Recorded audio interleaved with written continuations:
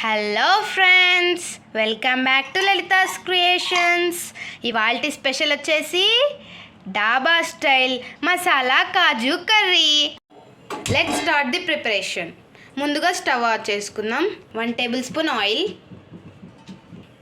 1 inch చెక్క, 2 లవంగాలు, inch అల్లం, 5-6 లేదా వెల్లుల్లి, 2 టేబుల్ స్పూన్ నువ్వులు. కొద్దిగా వేగాక ఆనియన్స్ వేసేసుకుందాం. 2 బిగ్ సైజ్ ఆనియన్స్ ఇలా ముక్కలుగా కట్ చేసి పెట్టుకోవాలి.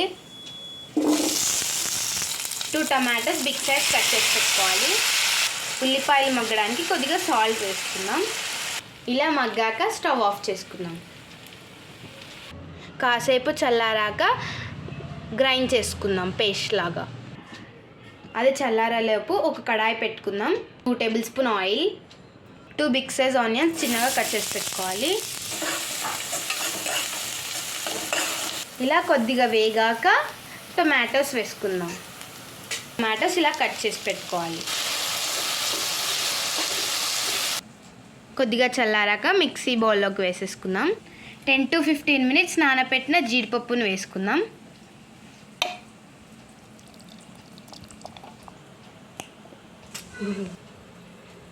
ఇలా ఫ్రై అయ్యాక గ్రైండ్ చేసుకున్న పేస్ట్ని, ఆనియన్ టమాటో పేస్ట్ని వేసుకుందాం.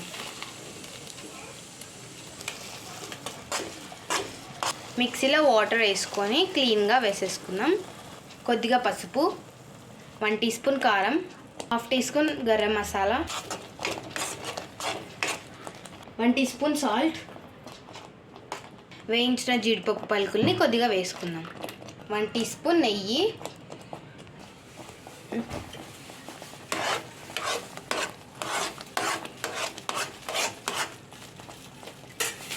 శుభ్రంగా కడుక్కున్న కొత్తిమీరని గార్నిష్ చేసేసుకుందాం.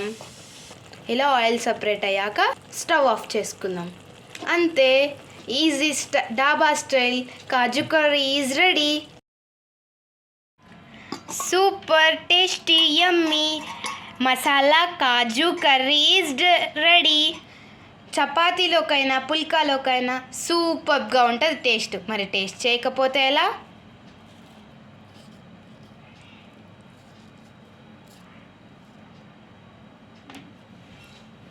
Wow, super yummy. మీరు కూడా ట్రై చేసి కామెంట్ సెక్షన్లో చెప్పండి ఫ్రెండ్స్. ఇలా మరిన్ని వీడియోస్ కోసం subscribe to our channel. Thank you for watching. Bye bye friends.